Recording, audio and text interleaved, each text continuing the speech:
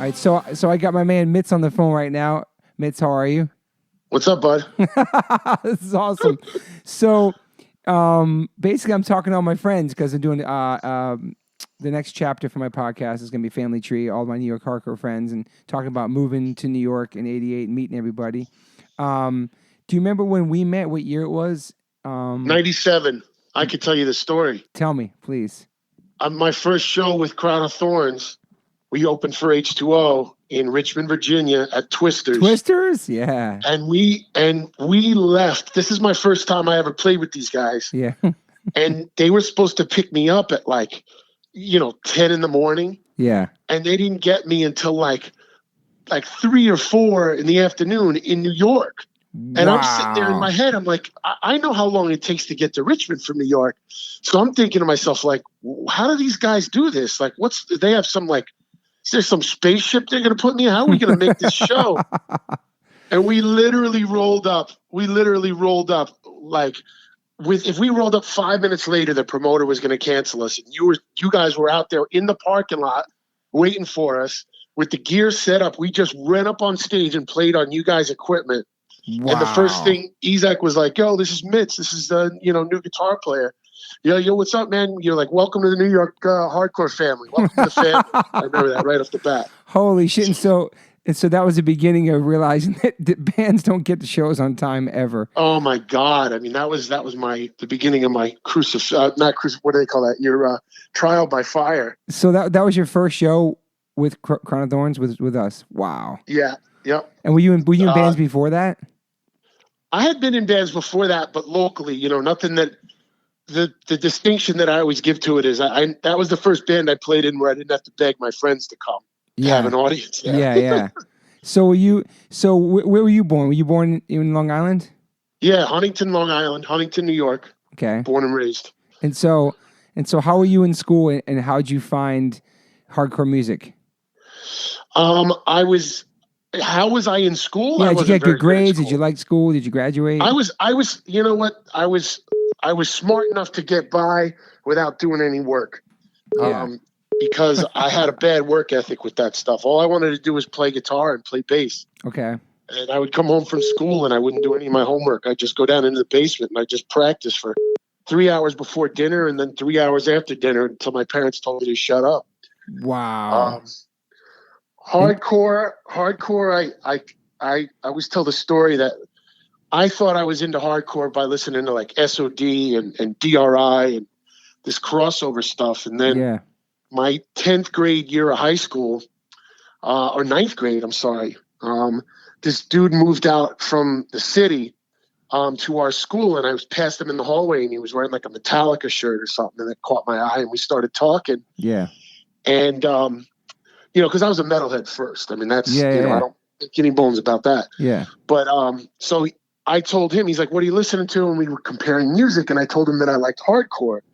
And he says, "Oh, what hardcore do you like?" And I mentioned those bands I just said. Yeah. He's like, "Oh, that's not hardcore." And he had come from the city, so he'd been going to hardcore shows and CB's matinees since he was like 12. Yeah. So he's like, "No, you got to listen to this, and you got to listen to this." And he gave me the Cro-Mags, and he gave me Agnostic Front. Wow. And that's where it went from there. So what got you into playing guitar? Like, what inspired you to start playing, and how old were you? Well, I started playing bass when I was like 12. Wow. And then my father, my mother got my father an acoustic guitar for his birthday one year. And once that got in the house, I started stealing it, taking it down into the basement and fiddling around on it. So, I mean, guitar was my second instrument after the bass, but it's kind of like only maybe a year or two later. So I've played both instruments most of my life. Yeah, but what inspired you to even pick it up? Was it something you were listening to? Like, what? Is it only just because it was in your house and your dad had you? Oh, let me check that out. No, I wanted to play. Well, I played the bass because I was listening to all my heavy metal stuff was, Iron Maiden and Metallica and Black Sabbath and all that. Yeah. And then as I moved over to guitar, I was just, it was more fun, when you're not jamming with a band. I was playing in bands then too, like garage bands and stuff. But when you're playing on your own, it's more fun to play on the guitar. Yeah. I think most bass players would tell you that, if they're sitting around the house, they're going to strum away on the guitar. Yeah. So you graduated from high school. Right. And what did you want to do? Like, did you go to college? What was your goal? I went to school for audio engineering, like a trade school. Yeah. And then after that, I ended up working in a recording studio. That was one of the bigger houses in the world. It was a studio called Skyline Studios. Okay. And at the time, they were one of the big four. They used to call it the Big Four in New York, which was the Hit Factory, Yep. Skyline, Power Station, and the other one being maybe Sony, which was CBS before that. Those were like kind of the big studios. And I was working there, but it really wasn't, I didn't have the motivation to really get to where you needed to get. Yeah. As an engineer, I went into it saying I want to be an audio engineer, and then I started working. And when you start off at any place, you're the bottom of the barrel, you're entry level. So I was just answering phones and making coffee and cleaning the place. Yeah. During the sessions, and then once I saw what it took, you have to start off as an assistant after that. And on the sessions, you're an assistant engineer. Yeah. And you learn the tricks of the trade from the real engineers, and then you go out on your own eventually, hopefully. These guys and women above me were working like 100-hour weeks, 120-hour weeks. I was watching these people put in these time cards. And what I ended up doing was, instead of getting into that and working as an assistant, I just stayed where I was, making the coffee and answering the phones, but I'd sneak bands in at night and do them and work on them on my own. Yeah. I brought in Sub-Zero, who were friends of mine at the time. And there's a funny story. So we were working on a song, and Richie Kennan, their guitar player, was playing a part, and he had his idea for how he thought it should go, and I had my idea for how I thought it should go. And we were kind of, having a creative argument over it. And I kept taking the guitar from him and showing him, like, no, I'll play it like this. And then he'd take the guitar back and tell him, play what he wanted to play.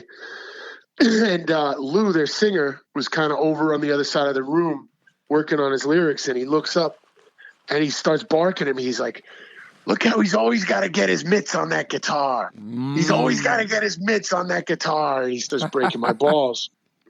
And I didn't think anything of it. And then later on that night, we finished the session and we went downtown for some beers. And we're hanging out and I'm shooting pool and I hear him start yelling, mitts. Mitts. And I'm like, what the hell is this guy saying? He's like, I'm going to call you Mitts from now on. And then it just stuck. Holy shit. That's an awesome story. I had no idea that's where it came from. That was 1993. So that is amazing. Lou DiBella. Shout out to Lou DiBella, man. And I felt like I was learning more that way, even though that really wasn't much of a career down the road, because you really had to learn from the better, the top level producers and engineers. Yeah. To go anywhere. So, and eventually the studio ended up closing.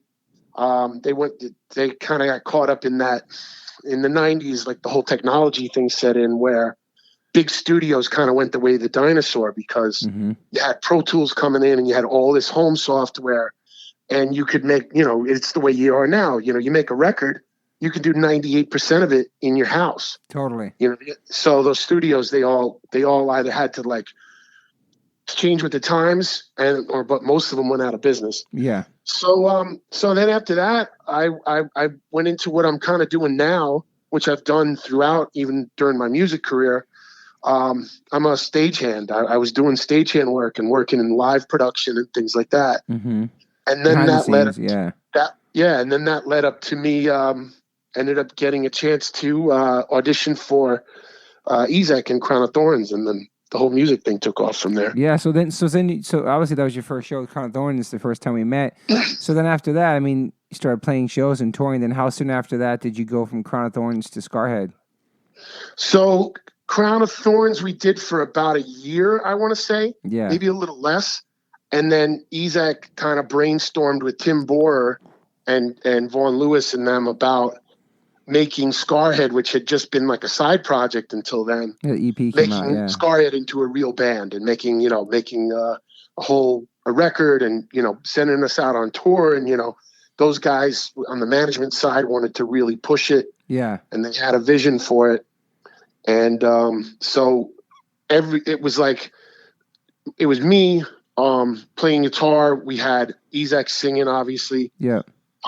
Goat on drums, and Aaron playing bass. And the only person who ended up not going immediately over to Skarhead was Aaron. So me and Goat went right into Skarhead, and that became the original or the first lineup of the full band Skarhead thing. Yeah.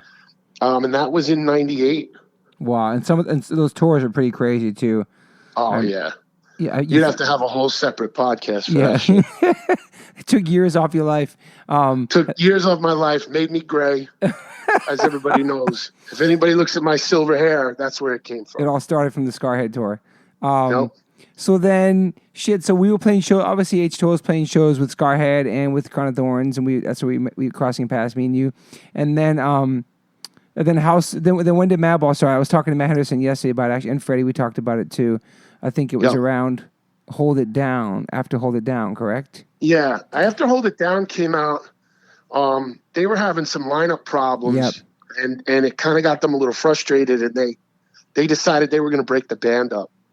And when they were talking about that, I remember reaching out to Hoya and telling him like, "Yo, like, Skarhead's not doing that much right now. I've got time. If you need someone to play, I'm here for you. Let me know." Yeah. And at first they were reluctant. They just didn't, they were done with it. And then they decided they were going to do a last tour. They got offered to go to Europe and do like a final tour. Yeah. And they reached out to me and asked me if I would play for them for that. I was like, oh, absolutely. This is great. So I did a little bit of touring with the band in 2001. Yeah.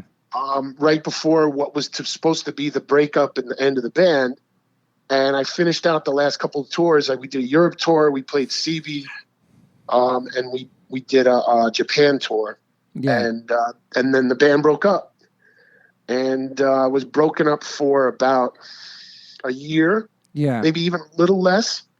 And during that time, Skarhead kind of dwindled out a little bit, where just we were having lineup issues, and I remember Ezek calling me, telling me like, "Yeah, that's it, we're done with this. This isn't going anywhere." Mm-hmm. And right around that time, Freddie reached out and was like, "Hey, we're getting the band back together, and I want you to join." So what year was that one? Was that 2000? That was 2002. Yeah, that was like the second half of 2002. Yeah, and took off from there. Because I know we did Hazen Street in 2003. I remember that too, because it was Hazen Street. You guys recorded in 2003, and then the year of endless touring was 2004. 2004, yeah. So was that transition, a big transition going from playing Skarhead and Madball as far as guitar playing wise and the riffing? Guitar playing wise, it wasn't that much different. I mean, Madball was definitely, I'm not going to sit here and talk shit on anybody, but Madball was definitely a little more organized than some of my former bands and what, but I think they would agree with that as well. Yeah. And Madball was a machine at that point. They had already been going for 6-7 years of just nonstop. Yeah, for sure. Full touring time around the world. So they were in the groove, and that was the kind of, to be honest, I mean, that was the kind of structure I had always been looking for. Was like I want to play shows, and I love having fun, and I love the party aspect of it. But it's like, some of that Skarhead stuff was, I wouldn't trade any of that Skarhead experience for anything. Hell no. Some of the greatest times of my life. I'm sure. It definitely put some mileage on me. It was stress. Yeah. And I stressed. And to be honest, the guys will tell you that when I was on those Skarhead tours, that was the first time I'd ever been on the road. It was the first time I'd been away from home for any extended period of time. And in the middle of all that chaos, man, I cracked. I had a rough go of it the first couple of tours. Yeah. It took me a little while to learn how to pace myself. Yeah. It took me a little while to learn how to just keep your head straight in that kind of a situation and not lose your mind. It was, I also discussed it with Maddie too and Skirm. There's this, part of that being in a band and also being part of the New York scene. I don't know if it's only that scene. There's also this New York kind of, tough love you get from your friends in New York too, like the ball breaking and the got to you games and finding your weakness and fucking with you. So that doesn't help either, let alone it's your first time out there and you're green and you're on tour, you're getting your balls broken, you know what I mean? Like all that. But that's also a great life lesson. 100%.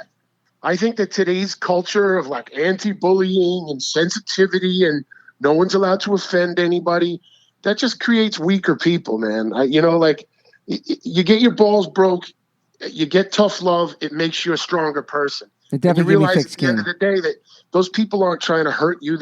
They're giving you a hard time. It's just, it's out of love, if anything. Like you said, tough love. Yeah, from your friends, and they have you back. They have you. 1 second they're fucking breaking your balls, my God, and seconds later they have you back forever. You know what I mean? So it's Absolutely. like, I feel like that's a really New York. Maybe because it happened to me in New York. It's like this real kind of like tough love, like man up type shit. I got that because I didn't get that growing up because I didn't have a father figure. When I went to New York, I met all these dudes, and they were like, they came from a different world and different childhood than I did, and they had a different edge to them. And I loved it. And I realized now looking back on it, really helped shape who I am, and also gave me some tough skin for sure. Hell yeah. So that alone, like that, and then going out there for the first time, I was talking to Matt Henderson about yesterday. His first tour was in a van, and then Roger got deported. Then he went out there for like 6 weeks and fucking staying at squats and shit. Like it really was a hard first tour, but after you did that, you kind of can survive anything. Sure. They put you through the ringer like your fucking boot camp. Sure. So then Madball, then you started writing with Madball and making those fucking awesome records and ended up touring them for like 15 years, right? That went from 16 years. Wow. 16 years. 4 records, a couple of EPs, and 16 years worth of tours. So when did you realize that? When did you feel like, wow, this is my career? Like I'm doing music for a living. But I always feel like you always had work ethic too, and I think you worked in between tours also. You weren't just music. Yeah, I kept the career going. I kept the career going as it was, as we were going. Yeah. I honestly, it felt pretty early on. It felt like, wow, this is what we're doing now. This is what I do. Yeah. It was, we were doing tours and making records, and I adjusted to that pretty quick. Yeah. I mean, it became like a really full time. Like even now, even you're not there anymore. Madball still is not. It's like they're like a nonstop band that tour. Like you were always traveling for weeks at a time. We did. I remember one year we did over like 170 shows in a year. Year. Damn. And so, that still gives you whatever. That's like whatever, almost 100. That's less than half the year. And there's bands that. I'll tell you, like Hatebreed probably smoked that. There's a band that in their early years, I'll bet you they topped 250. Terror too. Terror tours a lot too. I mean, Terror tours nonstop, but 170 shows is a lot of shows. We weren't home for a long time, and we were doing up until like the late 2000s. We were doing the tours like everybody did. We were doing the 3 and 4 week tours. Yeah, and then we kind of modified it later on to go to all the same places as everybody else, but we started doing more like humane style, 10 days, 12 days of clip. Yeah.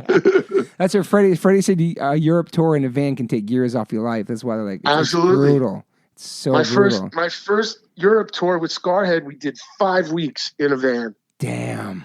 And let me tell you, like for anybody that's never toured, you reach a point on a tour like that where you got all 5 or 6 or how many guys there were. Yeah. We're all sitting in the van. We're all wide awake, and no one's saying a word because we've talked about everything there is to talk about. We're fried There's too. not a subject that we haven't covered on that 5-week tour. Yeah. We've been through it all. So you're just sitting there staring out the window. Damn. There's nothing left to discuss. And people think it's like so glamorous, like you're on tour, and it's obviously the shows are great. That 45 minutes to an hour per night is incredible feeling. There's nothing like that. But that 23 hours leading up to it, man, it can be really brutal. Like trying to eat and sleep and fucking. And on that level, that's obviously the biggest example of it not being glamorous, right? Yeah. But I'll even go so far as to say, if you're in U2, it's still not as glamorous as people think. It's still fucking work. Yeah. Those guys still got to travel to some place that's way far from their home.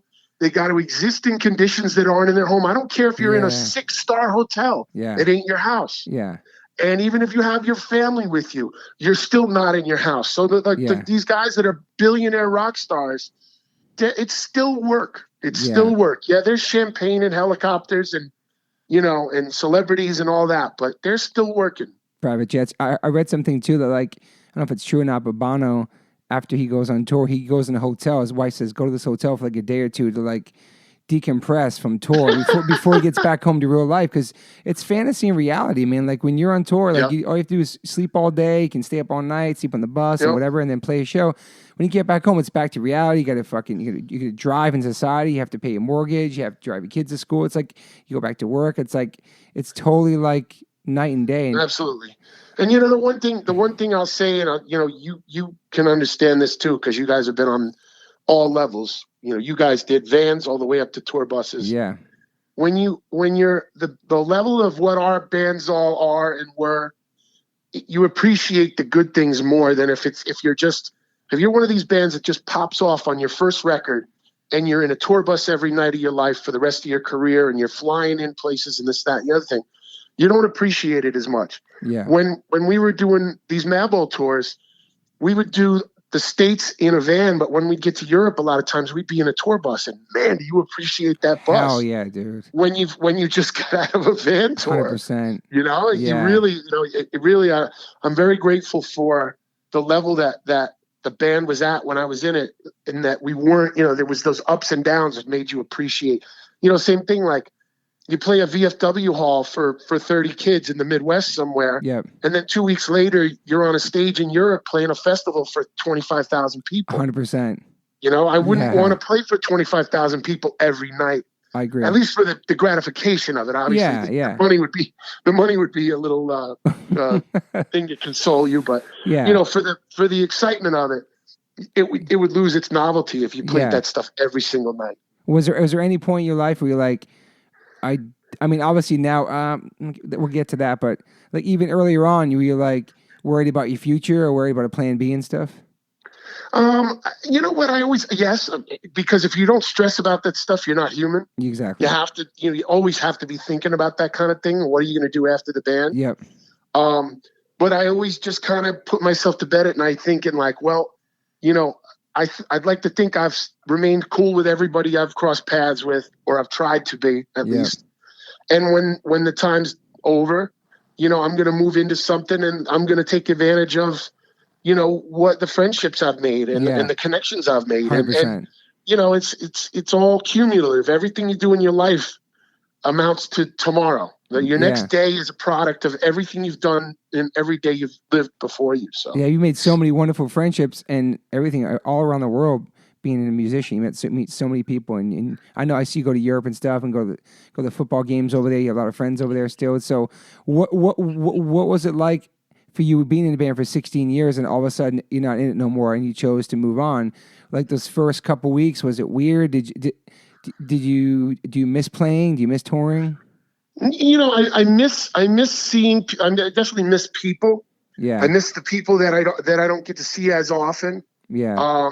But obviously, there's the good parts that you miss, and then there's the what we talked about, the rigors of touring, and all that stuff. You don't miss that, I think it's it's kind of nice to when somebody out of my family tries to tell me, oh, we're going to get together for this get together on this date, and your family tells you something like that 3 months down the line. I can be like, yeah, I'm in. Count me in. I'll be there. Yeah, because you don't, but when you're in a band with a touring cycle, you don't know what you're doing 3 months from now. You got to say, hey, listen, you got to talk to me about 3 weeks before it because I won't know. Yeah. So true. Those are the things I don't miss. But I adjusted pretty quick. And we'll get to. I'll talk about this in a minute. But I'm still in the game here. I'm not. Yeah.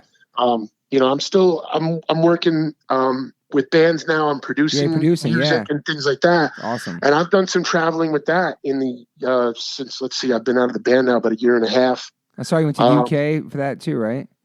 Yeah, UK that's on my own time. Yeah. Usually I'll try to get over there and catch some sports. I thought you were producing over there too. Yeah. No, I just finished in November into December. I produced a band from Tel Aviv, Israel. Oh wow. And on the way back, I stopped through London just to pay a visit. So you produced them in Israel? Yeah, I produced the band. The band's called Eternal Struggle. Okay. And they reached out to me about a year and a half ago, maybe a little more. Yeah. And talked about they had heard some of the other stuff I'd produced and they were interested, and everything came together. It was a really cool experience. Yeah, it's cool. I've never been. That sounds awesome. So yeah, you're doing these. So now you're still doing you're doing the stage stuff and you're producing now, which is awesome. Yep. So that transition, like you said you were kind of mentally prepared for it, obviously, because you planned on, making the move and not touring anymore. So obviously you're ready just to step into that back into life, I guess. Exactly. Yeah. And and I'm also not done playing. I mean, I'm at a stage in my life where I need to move forward into, things that are more lucrative, that are going to get me, more security down the road as we get older and things like that. But yeah. I haven't hung up the guitar. I'm sure still you're still producing. playing. Yeah. I'm still, if something comes along, I'm still writing a lot of music. Yeah. I may put a project together one of these days and see what happens with it. I played a show last summer. I did like a half a set with Suicidal Tendencies. Oh, really? That was my first time on a stage in like 6 months. No way, that's crazy. I'm surprised you didn't hear about that. So how many songs you play with them? They played that House of Vans, right? Okay. And they had a guitar player quit on them like a month earlier. Yeah. And they got Ben Weinman from Dillinger. Okay. Right? Oh man, if I'm fucking his band up, I'm might be his name. Embarrassed. Yeah. But I know his name better than I know his band. Yeah. But they had him filling in. They had him to play the guitar parts for the next bunch of tours. But they had agreed to play House of Vans in Brooklyn, and play their first record, like cover to cover, like one of those deals. Yeah. And so Mike hit me up and was like, "Hey, this guy's got his hands full learning our set. He might not have time to learn all these songs. Can you learn some songs and play some of them with us?" Damn. So I was like, "Yeah, absolutely, no problem." And a week went by, and I hadn't heard anything back from him. And I'm thinking, "Oh, all right, this thing's, they got it covered." And the night before the show, Mike texts me with this list of like 5-6 songs. He's like, "Hey, can you learn these?" I'm like, "Oh shit! All right, here we go." So. Yeah, even some of the biggest bands in the world, they kind of, some shit still goes on the fly. So you learned 6 songs off the first album? Yeah, so I had to learn those, and I just, sat up all night just playing. Wow, you killed it. I'm sure it was so fun, dude, right? Yeah, it was a blast. It was a blast. I mean, Madball toured with Suicidal on a couple occasions over the years, and one of them being like over in Europe back in 2003, like early on, and I kind of hit it off with Mike. Yeah. He's a big hockey fan, and that's awesome. I think hockey was the thing we ended up bullshitting the most about. Yeah. But we've stayed in touch, and it was kind of a bug out. That's fucking play. Yeah, that's amazing, man. That's awesome. So these are Go ahead. He walks in the dressing room before the show and he starts breaking my balls. He's like, "If you fuck up, that's it. You're out. I'm fining you if you fuck up, whatever." And then I waited a little while and I got him back right before we went on. I'm standing there with my guitar and I look at him. I'm like, Mike. He leans in all serious. I'm like, "Do me a favor, man. This is New York. I got a lot of friends here. Like, so try not to fuck this up, man. You're gonna make me look bad." That's awesome. So those are relationships you're talking about. You met them through playing music, and you continue staying friends. I love that shit. It's awesome. Absolutely, 100%. That's amazing. So do you feel like now, like when you're like working and obviously producing and still playing guitar, but not like in a band touring? Do you feel like you have not that you have something over the normal person, but you're a world traveler and you've seen a lot of things and experienced a lot from playing music. A lot of people don't even leave their town. And I feel like you have that with absolutely. you. So is that something? Obviously, it's something special that we all have. But absolutely, I mean, I said that for years. Like, if I treated every place I went in the world like it was the last time I was going to be there. Yeah, I did that every single year, no matter what year it was that I was out on the road. Yeah, that's why I always, ask the guys. Like, I'm the guy that always was like, "Hey, let's go check this town out. Let's go walk in it. Go see this. You've seen me on tour. I'll go sightseeing in the U.S. Yeah. Like, hey, man, like, I've never been to this town before. Who knows if I'll ever be back? Let's go see this stupid whatever tourist attraction. Let's go do it, Yeah. No, I love that. And so now, obviously you're a grown-ass man and everything, you're a hardcore kid at heart and, you have all these experiences. Do you feel like a lot of those values that you learn from this music and everything, definitely you take into your normal life now, I guess, in society? Sure. Yeah, definitely. I mean, the lessons I learned on the road, the lessons I learned from being in bands with all these guys made me who I am today. Yeah. There's no doubt about that. I would be 1,000% less rounded of a person had I never done that. If I just stayed home, and you talk about being worldly, like all of us, we're all worldly. Different cultures and foods and One of the things about, we got you don't want to touch into politics nowadays, but like we've got this whole like xenophobia going on with America where, you have people that are like, just the whole left wing, right wing politics thing. And you get, people are almost proud to be closed minded. You tell people like, hey, they have healthcare over in Denmark, and fuck Denmark, America. You hear that out of somebody. Yeah. And that's somebody that's never left their fucking town ever. They're scared, man. Yeah, man. They'll spend their whole lives in their tiny little world. You and me and all of our family here, we've been all over the world. We've seen cultures. We've seen different opinions. We've seen the results of, ways certain things can turn out. We've seen, you look at, just look at some of the Eastern Europe stuff we've been through where there was a war through there 20 years ago. Yeah. For that kind of stupid intolerance bullshit. Yeah. It's like, it 100%. Changes your opinion. It really changes the way you look at things. Yeah, it's true. So, yeah, I mean, well, Madball, obviously, thank you for what you've done with music and obviously our friendship. And Madball has done a lot for so many people. And I was saying to Matt Henderson yesterday how special that band is, how there's only one Madball, like the rhythm section and the guitar playing, and then you guys live. It was just untouchable with you and I just saw him 2 weeks ago, 3 weeks ago.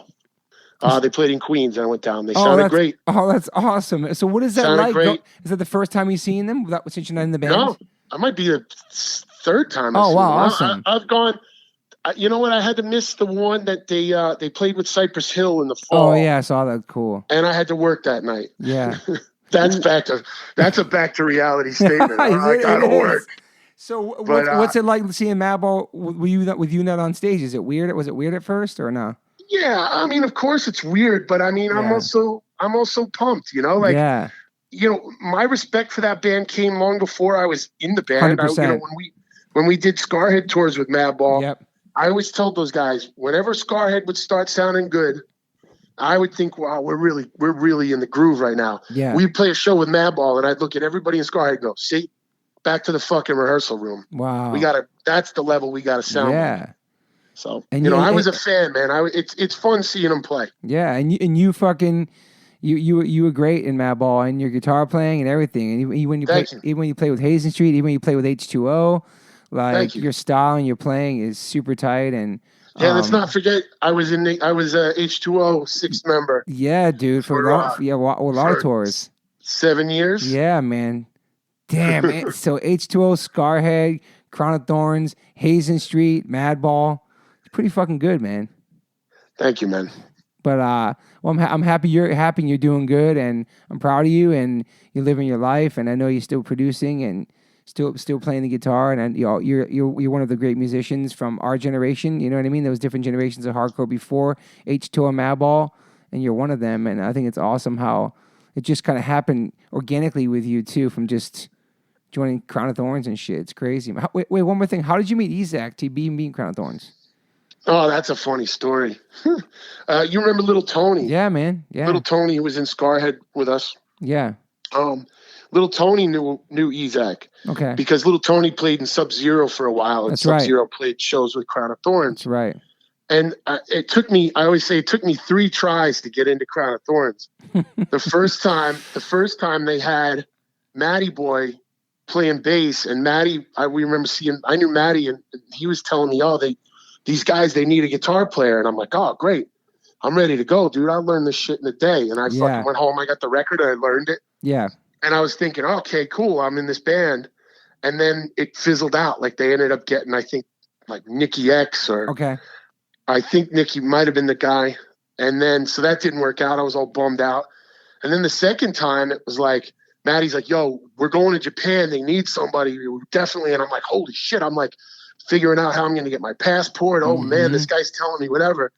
And then I don't want to throw him under the bus, but it's not a bad story. I actually appreciate the life lesson. But I finally got on the phone with Goat, And I'm like, hey man, I'm the guitar player. I'm ready to go. And he had Dean Rispler. Oh, okay. That was his boy, and he had Dean lined up to do that tour. Oh shit. And Goat, I remember Goat on the phone, like totally shooting me down. He's like, yeah. He's like, well, it'd be all fine and good if you would just like jump in this band and come to Japan with us, but it ain't gonna work like that. We got somebody. And I'm like, oh man, like I was crushed. Damn. And then finally on the third try, they really did need, because I guess Dean couldn't do it anymore. Yeah. And I came down and tried out, and I was, by that point it was Aaron playing bass, and it just went from there. Wow, man. Crazy, man. I'm glad that we're all still connected. We're all like spread across the country, and everybody's doing their thing, and we're all connected by this music because we all came from like different families. You were a single kid, right? Yes, sir. Yeah, only child. So like we all came from different backgrounds. Oh no, single kid. No, I have a sister. Oh, I didn't know that. Okay, that's right. Oh shit. How old is she? She's 2 years younger than me. So. Oh, okay. You guys pretty close still? Yeah, we talked. I just saw her.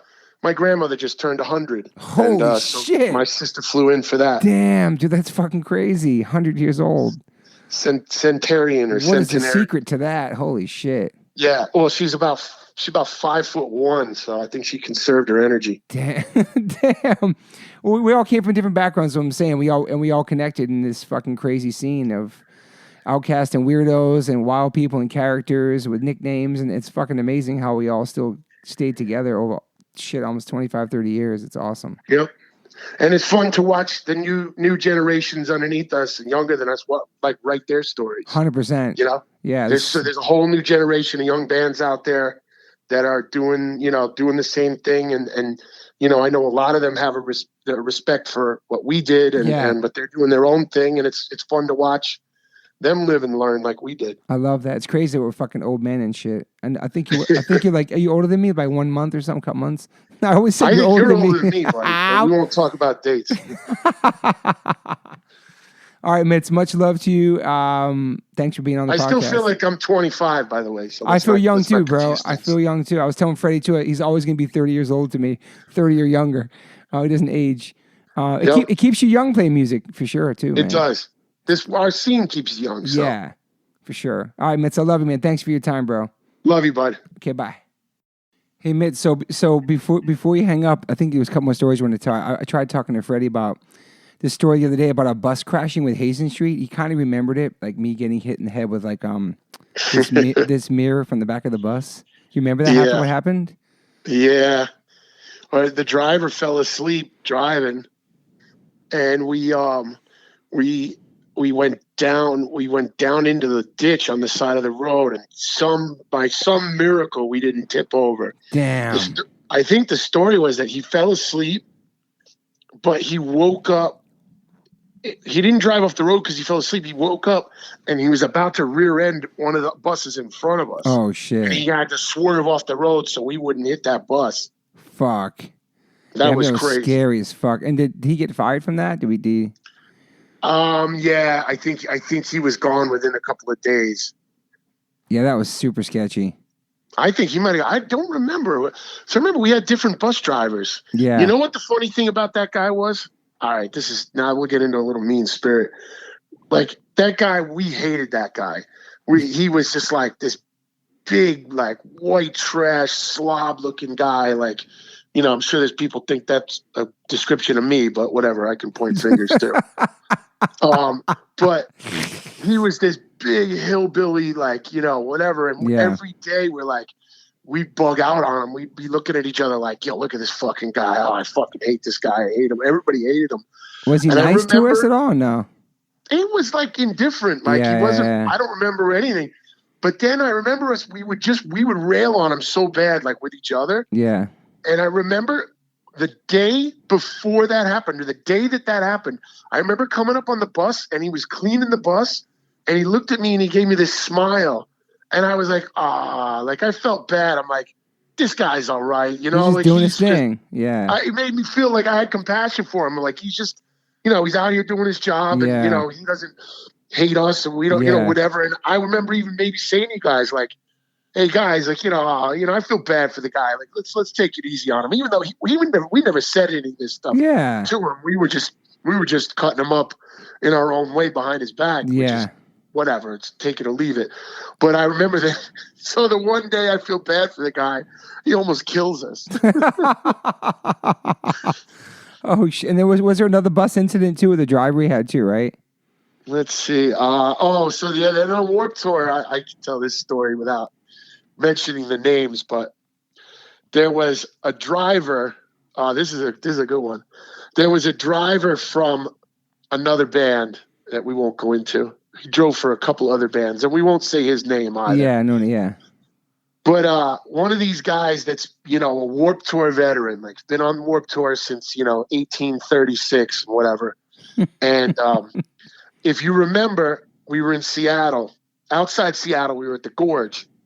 And I remember Madball and Newfound had they were going to have like a barbecue aside from the regular Warped Tour barbecue. They went in on like a bunch of like meat and lunch of like party stuff with a couple other bands. And so he's like, "Oh, Mitz, come make sure you come down to the VIP area after the show. We're having a barbecue."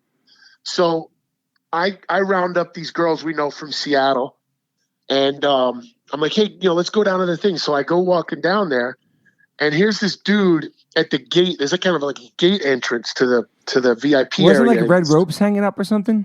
Yeah, there was like ropes. It was like this little low imaginary like picket fence kind of thing. It was like a fenced in area. Yeah. That would be like the VIP for like the normal backstage. Yeah. If it wasn't a tour with 100 bands. So that day it was just like a VIP area and it was roped off. And this dude's sitting in a lawn chair at the entrance to this little area.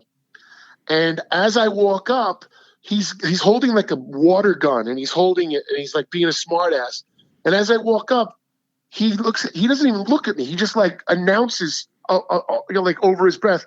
He says, "Who the fuck are you and what the fuck do you want?" And like, man. I'm like, I remember this shit, dude. What? I didn't even know this. I'm like, is this guy joking? Fuck? I'm like, are you joking? Like, it just totally caught me off guard. Yeah. And I'm like, I'm here for the barbecue. Yeah. Oh, who invited you? And now I feel like a dick because I don't want to drop names. I want to be like, "Oh, this guy from this band." Yeah. Whatever. And I'm like, my friend Chad. And he's like, "Chad from Newfound Glory?" And I'm like, "Hey, bud, check this out. I'm out of here. Don't worry about it." I'm like, "I'm not dealing with this. I'm not going to fucking sit here and drop names to you and be like, can you please let me into your fucking little VIP area so I can go hang out with my one friend that's back there." Like, all the other guys in the other bands, I didn't know. I was just looking for the Newfound guys. Exactly. So I'm just like, fuck this. I'm out of here. I take my friends that we're with. I'm like, let's get out of here. And we leave. And we go back up to the bus. Yeah. And I don't say nothing because I didn't want to get it. We were on that tour and we were trying to be on best behavior. So I wasn't going to tell you guys. I wasn't going to say nothing. I wasn't going to go running back and be like, "Hey, guys, this fucking guy," and whatever. But sure enough, Chad calls me, and he's like, "Mitch, how come where are you, bud? Like, how come you're not coming down?" I'm like, "Yo, man." I'm like, "Yeah, I don't know." He's like, "What? What's wrong? What's wrong?" So Chad, like, gets it out of me, like, what happened? And then Chad came back up to our bus, and then everybody starts going on the warpath. Like, I know. "Yo, fuck this guy. Like, what the fuck?" And mind you, we were trying to be on our best behavior. You're on the Warped Tour. When you're in like if you're in New York hardcore bands, there's already all eyes on you anyway on that tour. I know Kevin Lyman for many years, always been good to me, all of our bands. Yep. But we try and be the best behavior where it's not Madball, it's an H2O, it's Hazen Street, it's a new band. Be respectful. Like everybody's always been respectful. But there's a stigma about New York hardcore people in general anyway. So obviously we're friends with Chad and he invites us to this barbecue thing. So go ahead. Yep. So then like, we got a group of us and Chad's like, "Yo, we're going to go down and talk to this guy. Like, who this guy fucking thinks he is." So we go. We rolled deep, we go down too. there. It was like you, me, Freddie, and Hoya. I'm trying to think of maybe Mackie. But if you remember, Hoya and Dave Kennedy got locked in the bus by somehow. They couldn't come. And we always talk about to this day that had there been maybe one or two more of us, it might not have gone the way it did. So we were Royce was with us too. Royce was with us too. Yeah. So we go down there and we get down to the thing and he's still there. And we're standing around, and the guy spots us, and he looks at Chad, and he's like, hey, you guys, you got a problem? Is there a problem? And he kind of steps to Chad. And so Chad's like, he's like, yeah, man, like, my friends, I told my friends to come to this thing, and you're being rude. He's like, I think you ought to learn how to fucking talk to people. Yeah. And the guy's like, yeah, I don't got to talk to anybody anyway I don't fucking like. Yeah, I'll say whatever all you fucking little kids on this fucking tour and your fucking little skateboards. And he's la, la, la, la, and he starts off. And then he looks at the group, and he starts with Chad. He points at Chad, but then he points around the whole group, and he goes, yeah. He's like, fuck you, fuck you, fuck you. And he finally, the last guy he points at is Freddie, and he goes, fuck you. And Freddie's been dead quiet to this point. And Freddie's like, whoa. He's like, hold on. You mean you talking to me? He's like, fuck me? He's like, I'm not even talking to you yet. It's like, you serious? And the guy's, yeah, blah, blah, blah. And now the guy starts seeing the headlights. He does, dude. When Freddie gets that look, it's like the truck headlights. Dude. It's a wrap. Yeah. And you just watched as Freddie calls the guy out. Freddie's like, yeah. He's like, okay, well, how about this? The best thing, he's like, how about you and me? We take a little walk behind that bus and we sort this out. Yeah, he did. He's like, come on. I think he said step over those red ropes or something. Dude. And he's not yelling at him. He's not yelling at him or nothing. And he starts stepping. Freddie steps over the rope. And then the guy starts backing up and backing up. Yeah, backing dude. Up, Didn't he take his shirt off and his hat fell off? That was later. Oh, that was after we had left. I think he was trying to save face apparently. But Freddie herbed him out so bad. Freddie just in a low tone of voice. He's like, hey man, it doesn't have to be a big thing. He's like, you and me, we just walk over there and we just go up behind those buses and we handle this. Yeah. And the guy by that point, he was trying to back up onto the bus. And that's when we were all like, yo, let's just get the fuck out of here. So then we leave and then fucking travels like wildfire. So we leave and yeah, exactly. Everybody's coming to our bus. The campfire. Everybody's coming to our bus. We heard it was like increasing increments of shock. Like everybody's like, hey, what happened? Oh my God, that guy didn't know who you guys were. Oh my God, he feels really bad. And then finally it was like the message came up to the bus like by carrier pigeon or something. Like he wants to come apologize. Because he was told, I think his guys in his bands that he drove for told him like, yo, you're getting us into some shit that we don't want. It traveled so fast, and the people coming on the bus, knocking on the door. I think actually Skiba brought him to the bus. Like, yo, Skiba was our boy. I think Skiba brought him to the bus. I want to say maybe, and the guy comes on the bus with his head down, apologized to all of us. Yeah, that was it. That was the culmination of it. Was that he came up to our bus. He didn't come on the bus, but we got out and in front of our bus. He's like, I'm nobody. I'm a fat loser. Yeah, I apologize. Yeah. That's what he was told to say. And the funniest thing, if you remember the gorge, was that fucking VIP area is at the bottom of a massive hill that our bus was up on. So that guy had to climb fucking a 10-minute walk up fucking Mount Everest. You want to talk about fucking climbs like we were talking before, Runyon Canyon. That guy had to do Runyon Canyon to go humble himself. That was funny shit. That was a crazy story, and I was so happy with everybody's reactions. Everybody was disrespectful. There was words. There was nothing. It could have got really fucking bad, man, and it didn't. Of course. And I was proud of everyone who just like, okay, I'm just gonna walk away, and like, Chad's our boy, and like he invited us, and this guy doesn't know who the fuck he's talking to, and yeah, yeah. Go ahead. It could have gone really bad, and like the reputation that we all had at that time. It was, we did a good job. We kept it professional. Very professional. But obviously, that guy got fucking put in his place too. So speaking about hills, everybody knows that I'm like the #1 promoter of Runyon Canyon. I always try to bring my friends when they come to town, and I fucking brought Mitz there one day. And Mitz was like, I'm down to do it. And Mitz was wearing Air Force Ones. If you know what Air Force Ones are, they're the heaviest Nike ever created, and they're not for fucking hiking. And I don't know if you were in jeans or shorts or not, but Mitz did the hill. We're like on the second goon. I got to say, Mitz sat down for 1 second, and then he fucking took a breath, and he made up the goon like it was his first time ever. Oh, wait a minute. You're being really too nice. I made it up there. But this was with you and Skiba, who run that fucking thing every day. Skiba's got long-ass legs, yeah. Listen, I think I would have made it a lot easier had I not been trying to keep up with your guys' pace. True. That was what killed me, was the pace you guys Sorry were going about at. that. Yeah. But I did make it to the top. Of the goon. I did have to literally crawl the last 20, 30 feet. That's right, the last second half of the goon. With you telling me, come on, bud, it's real. You're here. You're really, I'm not lying. It's almost here. And I literally, as I'm laying there in the dirt, face down, I'm thinking to myself, what are my options here?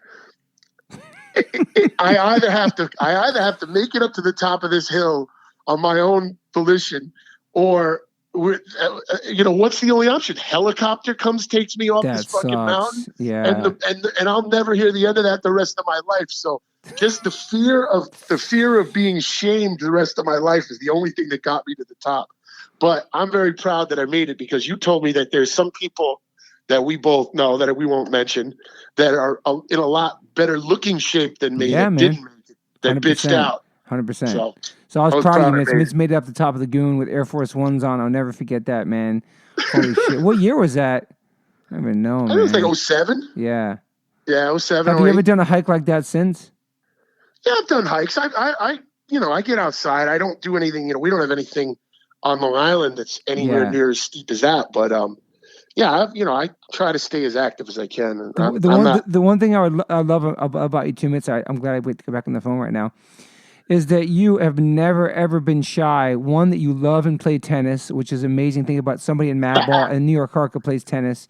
And two, your love for pop music, like the Ataris, Good Charlotte, New Found Glory. Oh, hell yeah. You listen to all that music, Strung Out, Yellow Card, all these bands that nobody would ever expect in a million years that Mitz from Madball was listening to this music, and you had such a diverse category of music on your fucking shit, your iPod and shit back then. It was pretty amazing. Yeah. I always thought that was cool about you. Love that stuff. You know what? It was like, I grew up with metal, and then I moved into hardcore, at a couple of years after I found metal. So, but I'm still talking like, I started listening to hardcore when I was like 14. Yeah.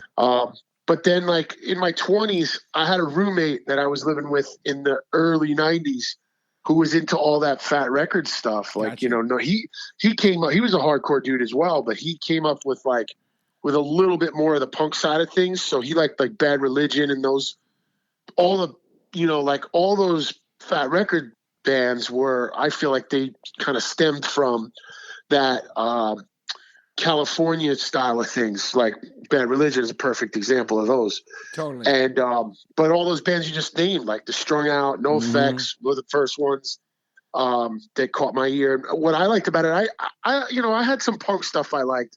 I always tell Kevin Seconds that like you were one of the few punk bands I listened to when I was a like full on metalhead. Yeah. I remember listening to 7 Seconds. They were like an anomaly to me. Like I didn't listen to anything really similar to that. When I was younger, it was like the most punk to me was maybe I had a couple Black Flag songs on a tape, the Misfits, 7 Seconds, and maybe like The Exploited or something like that. But yeah, punk to me, like I was as a metalhead and into metal, like more metal hardcore. The punk stuff was kind of like the musicianship on it was a little sloppy, so it didn't really always appeal to me. But all that second generation West Coast punk stuff, the musicianship was like metal. Like all those bands could play, and the right hand picking on those bands was amazing. And I was just blown away. Like Strung Out to this day blow my mind with some of the riffs they've got. They're a speed metal band basically playing punk rock. Mm-hmm. And No Effects, same thing. Like those guys are ripping on guitar. Super so tight. All those bands, like they all appeal to me like that. And I like the melody of it too. I never had any problem with that. So yeah, I love that. Variety was always really important to me. It's like if you listen to the same music, you're gonna be a stale musician. 100%. Especially if you listen to the same stuff you play. Yeah. And I mean, all of us, I'd like to think we all have a very diverse palette of music. 100%. But my thing was I never had any guilty pleasures to me because I never had any guilt. Yeah. So I'd listen to the most bubblegum pop punk band in the world and love it. And at the same time, I listened to, the darkest death metal you've ever heard in your life. Yeah. Music is music to me. I'm not trying to prove nothing to anybody. I mean, you and Crown of Thorns, you know how much Isaac loved the Cranberries and the Sundays. And I love that band, those bands too.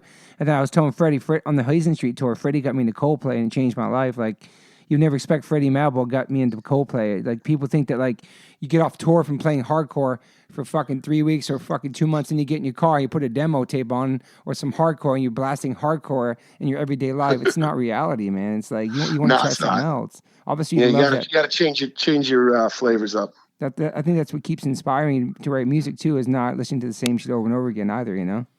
Yep. I think those are good stories, man. I think we got some good shit on here. Yeah, man. Good. All right, bro. Good talking to you again. I'll probably have you on again in a couple hours, a couple minutes. Yeah, man. Anytime you think of any war stories, whatever. Yeah. I've got a million of them. I could come up with 100 of just like the clean ones. I like the clean versions, yeah. All right, buddy. All right, peace. Bye, Mitch. All right, later. Bye. Hey, guys. Thanks for listening. Please rate, review, subscribe. If you haven't subscribed yet to this podcast, please do that. And whatever platform you are listening to this on, I'm glad you found me. You can rate me and review me on there also. So thank you guys sincerely for the support.